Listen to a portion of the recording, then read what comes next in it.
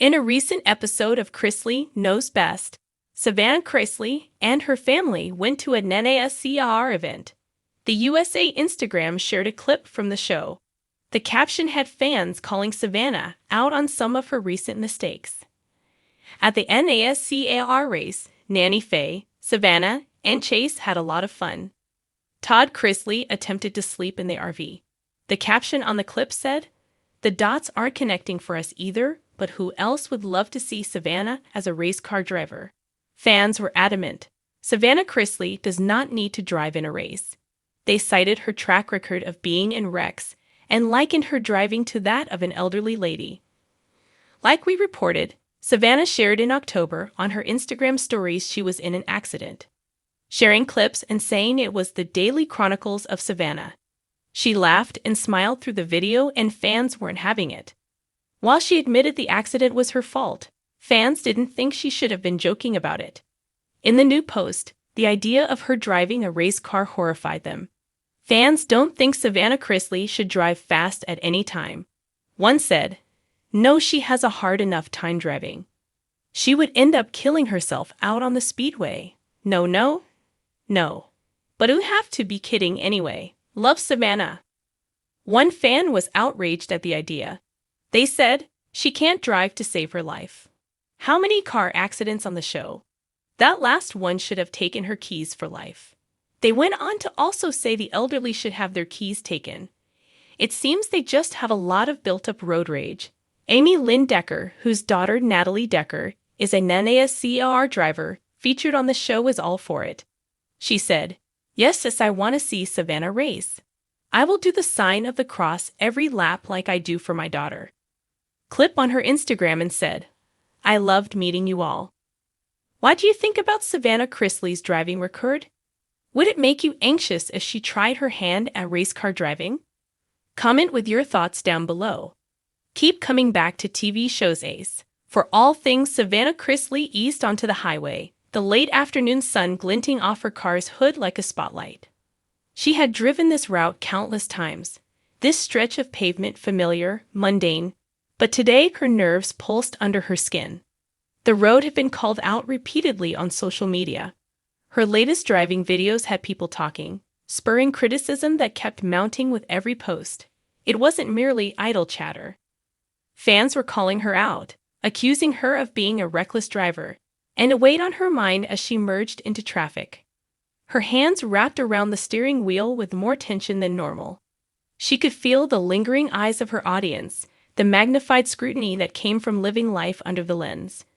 A glance at the rearview mirror revealed nothing unusual. A silver sit-in, maintaining distance. But in her mind, accusations echoed. Unstable lane changes, abrupt braking, inattentiveness. She craved freedom, the open road exuding possibility and calm. Yet that freedom was tempered now by the awareness that she was no longer anonymous.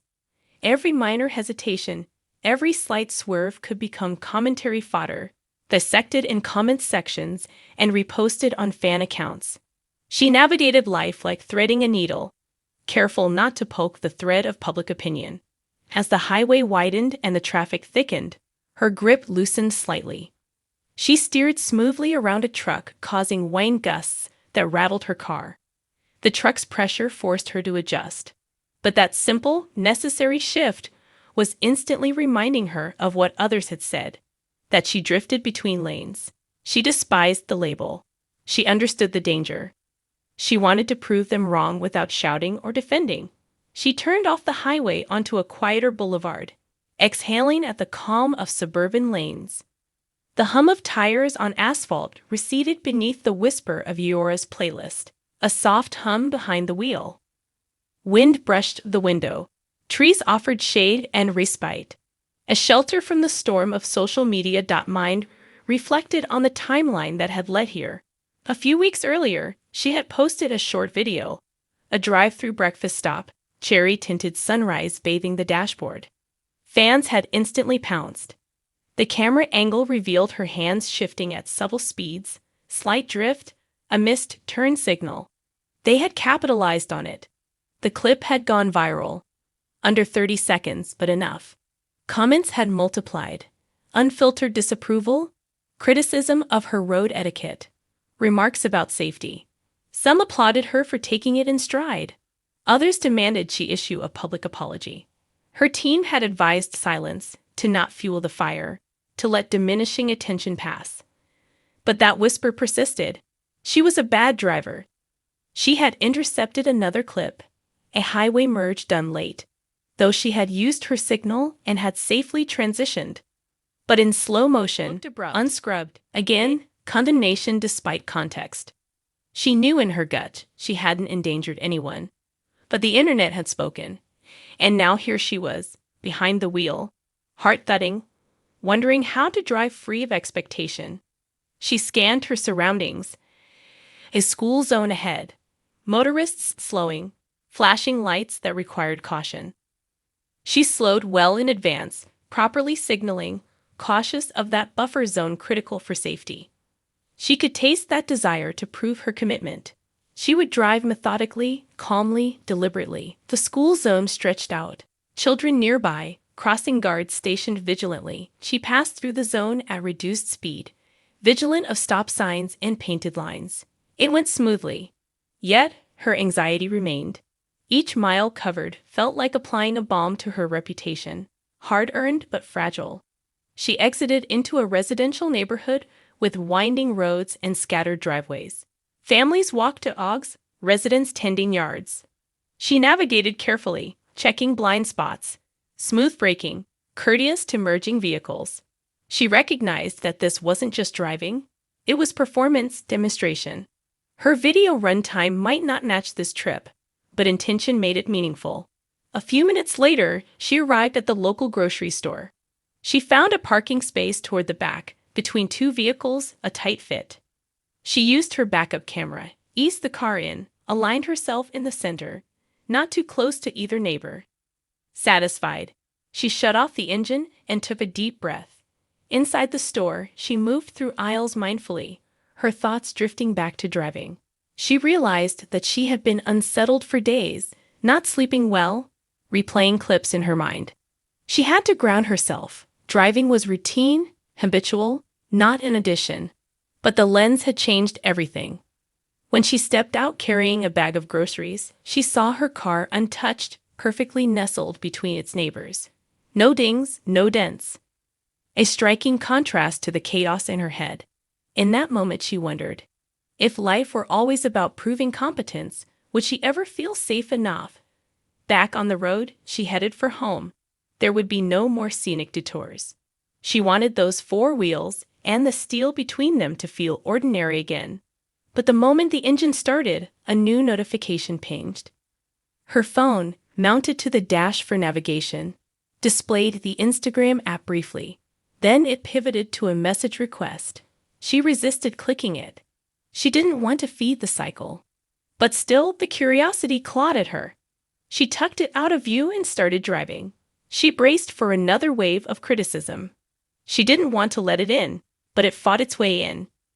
She thought of her mother's voice in her head, reminding her how caring and capable she was in conversations, responsible, detail-oriented, with a good instinct on the road. That voice of reassurance bolstered her resolve. She forced herself to breathe deeply in pattern. Inhale 4 seconds, hold 3, exhale 5. That counted as centering. Centered enough to change lanes, turn without haste, accelerate with subtlety. Highway beckoned again.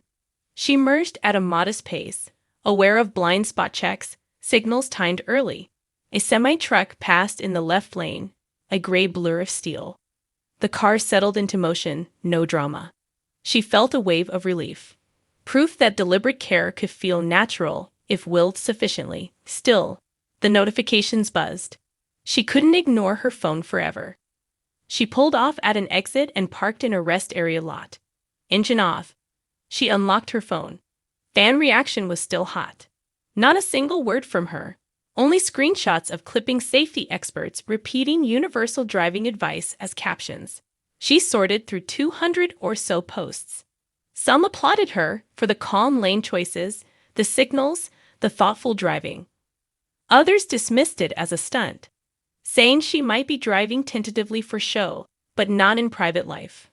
One shared a compilation of her earlier clips joined with her current road footage, sarcastically titling it as evidence that she escaped some hard lessons. But beyond that, she found no glaring disregard for safety in this particular post. She recognized a shift. The conversation had changed from, "She's a bad driver," to, "Is she overcompensating?" The stakes had risen. Her every move would be scrutinized. She felt caught between extremes.